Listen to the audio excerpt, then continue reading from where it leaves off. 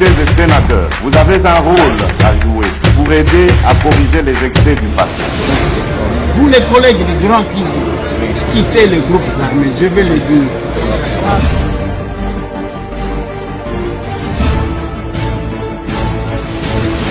Voilà, bienvenue mesdames et messieurs, bonjour, bonsoir, ça dépend s'il est quelle heure chez vous.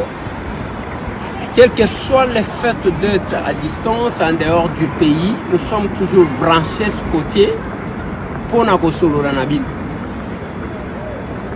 Vous allez awa, je crois que vous êtes au courant. Vous êtes awa en Belgique, awa vous êtes en Bruxelles. Et pas y a plutôt que la situation à l'est de mon pays. Qu'est-ce qui se passe? La question ou les dossiers, il y a Fiston Kabeya, policier Oyo Aouti Koti Kabiso. Qu'est-ce qui s'est passé? Quelle est la position de la première ministre? Quelle est sa version? Deuxième élément, rencontre à Doha. Rendez-vous le 9 avril. C'est pour faire quoi? Masolo. La position du chef de l'État, Félix Antoine Tshisekedi Tshilombo, n'a dialogue. Est-ce que Fatia Ndimi dialogue ou bien il reste sur sa position? On va parler de ça. On va parler de ça.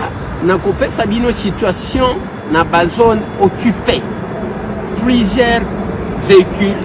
Il y a Bangouna et Zouaki Tsong. On parle de ça. Et puis, aussi c'est un peu binopé information sur nos rencontres ici.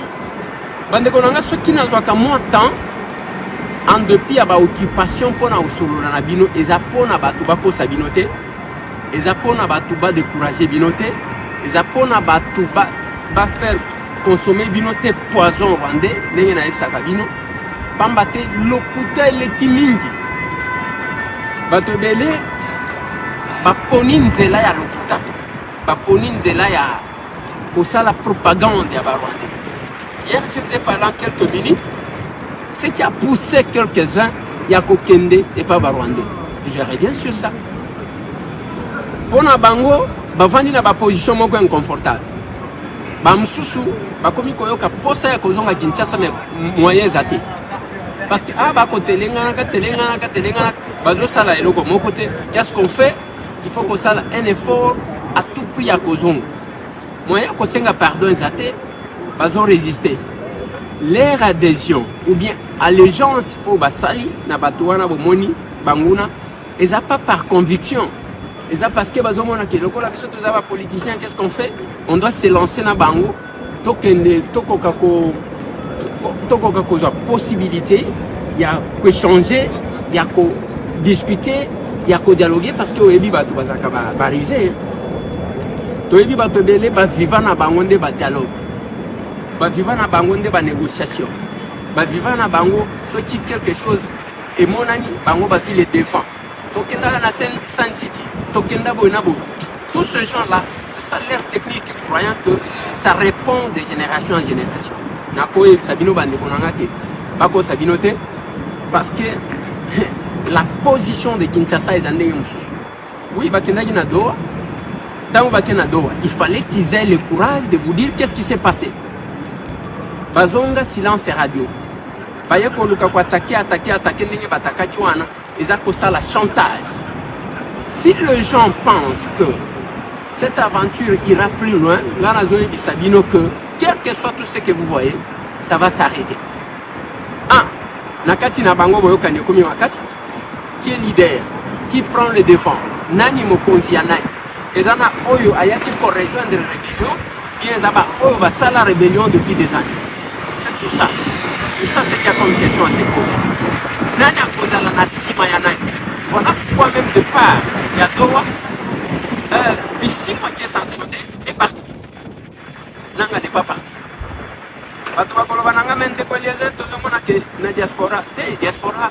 Batu baza pour makambo wana ta ezana ba oya lokoso ba yebani ke akokende pona kozo bomba biloko batu wana bazali et la même chose na quelques-uns que vous voyez faire l'apologie et à batu wana ndenge zo salim depuis que toye ao tozo kendaka na ba rendez-vous mikolonioso ba bureau na ba bureau. Nous sommes là et ça pour na kota toyaki côté kate toyaki ko sombate toyaki ko défendre ces pays parce que chacun a un front. Toyaki wa tuza na yinga mokote na kina honorable Nicolas Wemankoyo mokote avec qui tozo kendaka ba audience mikolonioso to la muki tozana ba bazoli biso ba audience boy toke tokutani nous expliquons nous donnons la vérité. Ya kota c'est que biso ba congolais totikala jamais ko kende ko bombo. Biso ba congolais tozaka ba sanguinaire te. Biso ba congolais tozaka ba génocidaire te. Biso ba congolais tolukaka ba makambuté. Mais eza na système moko ya volonté d'abord ya cause assez d'espace pour na kotaba. Ça ça hein. De deux, copier ba minéré na biso. De trois, ko peupler mabele na biso. Et batouana lokuta na bango comme na souka parce que le monde est en train de crier. Kagame est en difficulté.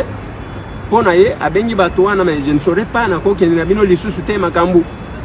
Biso to continuer te. Bango ba le biso ki otiki biso na nzela boy to kosuka ndenge nini sala kaka pour que to koma tina ba négociation comme ça to kozwa position ya causal. Voilà le pourquoi de l'insistance. Est-ce que le 9 na Doha et causal débit à dialogue Félix Antoine Tshisekedi Tshilombo catégorique.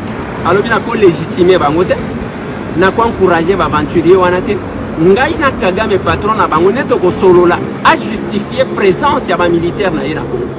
Ça c'est la position du chef de l'État Tina Minito na zo sa l'émission le 1er avril 2025 en direct à Bruxelles.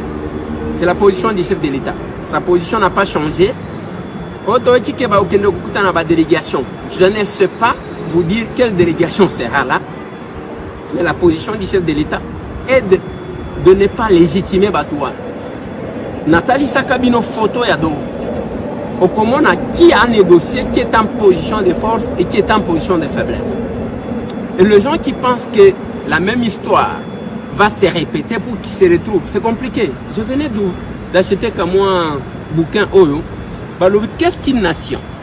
Cet auteur a défini nation lobby. Une nation est donc une grande solidarité, ça c'est un, constituée par les sentiments de sacrifice qu'on a fait et de ce qu'on est disposé à faire encore. Voilà. Sacrifice. Oh, tosala, oh, tosa disposé à kosala. C'est ça la nation. Batubako sabinote pona lokoso na ba. Je vais aborder la deuxième question. Avant d'aborder la deuxième question, nous avons dit que Bazouaka Est et Amboka, mais pour le moment ils sont en difficulté. Même nous avons avancé, mais d'ici qu'à Bazoua, quelle est la stabilité? L'ingaki ba kamata batuo ba keko renforcer ba position na bango. Ba wazalendo na FRDC ba beti yango ba mitu ke ziki.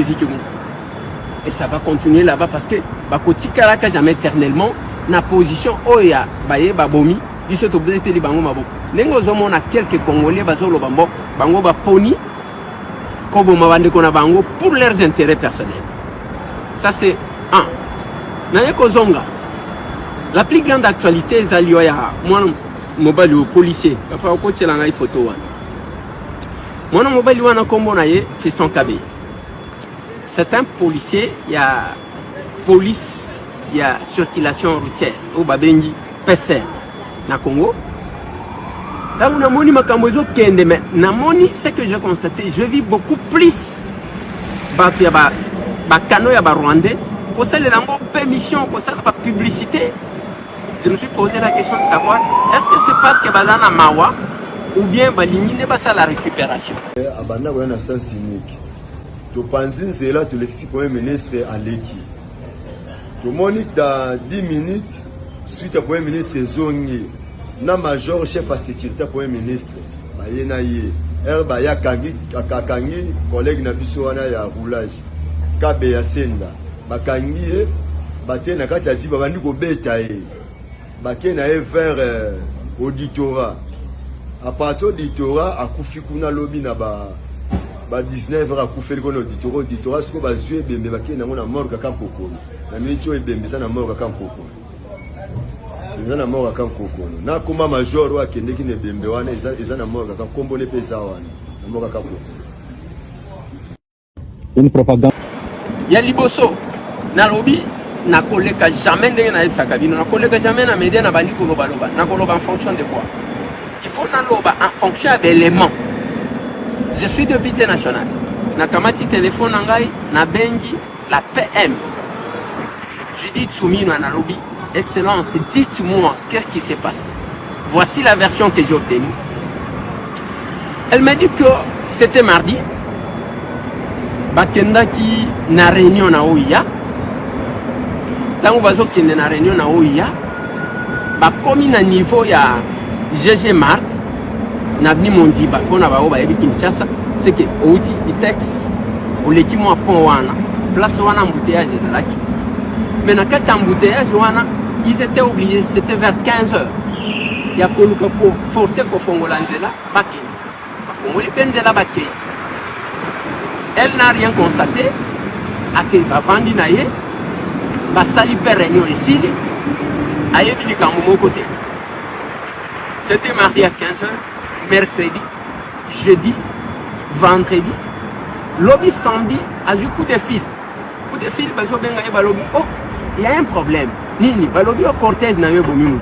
Oh, cortège na ngai bomi mutu. E bomeli mutu wapi? Mkoloni. Ba expliquer la situation balobi te, balobi bomi mutu balobi ta. Tikana vérifier. A bengi commandant sécurité na ye. Alobi qu'est-ce qui se passe? Abi non, mukoloto kenda ki wana roulage moko aloba kitangu toleki roulage wana abandi ko finga yo. Nde na senga ki ba policier ba kende kozwa ye ba mema ye na auditoire. Si bino bozali na kati ya mitu ka boyoka ki azofinga nga ndenge ni. La première ministre, ça c'est sa version, a ordonné que tous les policiers ba kende kozwa kabeya ba kende na bango na auditoire. Na minute oyo tous ces groupes de policiers bazana maboko ya auditorat militaire. Et qu'est-ce que moi je vais dire? Bazo Sambi Sabango, c'est-à-dire pour la première ministre, elle regrette l'incident qui est arrivé, mais Azala qui est au courant t'es à l'Ikamon. Ça c'est la version qu'elle m'a donnée. Je vous donne la version telle que la première ministre m'a donné la version. Maintenant je reviens. Bande Konangai, qu'est-ce qui me dérange? Moi na mobile wana zali ko sala musala na ye. Moi na mobile wana c'est un jeune policier donc azaki na mwasi na ena bana ndenge tozoyoka mwana mobali wana asali musala na ye. Mais tala excès de zèle, ce n'est pas parce que yo policier bazio pona oza la garde ya moto moko songolo pakala ya ke komi au-dessus de tout le reste des policiers.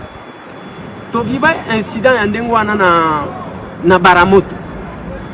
Policier ya roulage azo sala musala na ye. C'est un militaire qui vient, il commence à taper mutuana azo sala musala na ye. Parce que je ne sais pas. L'unité de protection des hautes personnalités des institutions. J'ai tenté, encore une fois de plus, d'avoir le général Dodo Chinyama parce que bagarre de wana bauta ke panaye. N'a metti plusieurs fois ya kozoyer na zozoyete parce que je voulais aussi avoir sa version. Ndenge na zoyete sabino ko. Ba pesaka ordre ni consigne na ba policier ba kenda ko kengela ba konzi. Okomi garde ya mokonzi, okomi likolo ya mibeko nyonso au point où vous ne respectez même pas bato na ba poste na bango. J'ai jamais été policier, j'ai jamais été militaire, na mto domaine na binote. Mais na lingina kokakoeba, général Dodo Chinyama, mon général. Na medi ko benga yo na ziote. Mais na lingina yeba, quelles sont les consignes que vous donnez na ba unité, ba policier ou bazo constituer unité de protection des hautes personnalités et institutions. Est-ce que Zaya Koloba Keba, il cesse d'être des policiers, ba komi ba robot, pour faire qui a donné cet ordre? À ce que je sache, bon, ngai ba kengi la kanga ipa ba policier te na tambola kaboy yamok. Je pense que na état normal, muto zo kengela ndako pesa ordre oyo ko exécuter. Même alors, si l'ordre a été mal donné, on peut exécuter yango te, vous avez quand même un agent de l'ordre. Oyo komi ni colonion so ko ridiculisaka ba policier ni susu. Je me pose la question, garder ba haute personnalité, bango baza ba policier collègue ba tumisus. Aujourd'hui, on a perdu un agent de la PC. On a perdu comme ça. la barbarie comment on a batoizo bet na mon image mais image on a besoin on a besoin beta mutu ezam mukolo angote. Ça c'est une précision que tu peux donner. Ezam mukolo angote mukolo ye bakanga kiye ezao wana te wana bazo soto tali esika na pesibino na place bazo beta mutu wana ils a deux places différentes. Mais ce que moi je déplore parce que to kufeli mu ba policier ba pesa ka bango consigne ni ba o bakenda ko kengela bakonzi. Comment se comporter vis-à-vis des autres? Et c'est la question. Voilà, à chacun de prendre ses responsabilités. Tous en angongate, il y a quoi ajouter, quoi accumuler des problèmes. Mais nous sommes au moment où tu créer créer harmonie entre nous. Admettons que quand il y a fiston on a koufi, Azalaka par exemple, je donne un exemple. Avec la campagne de diabolisation, ça pouvait encore aggraver la situation. Nous avons tout intérêt. Il doit respecter Moussala tout en aidant la République, parce que la République c'est notre bien commun. Le capable, merci. La binonio surtout, ici qu'à Bozouam. Merci na Bazolanda biso de partout. Abonnez-vous chez nous parce que beaucoup d'informations. Pambate, l'élo, la poison rwandaise et l'équipe belé qui vous fait passer le temps. Bazole qui se lève le temps. Je vous assure, croyez-moi, l'aventure que vous voyez là, ça va se limiter bientôt. Ça je vous dis. Allez, bye bye.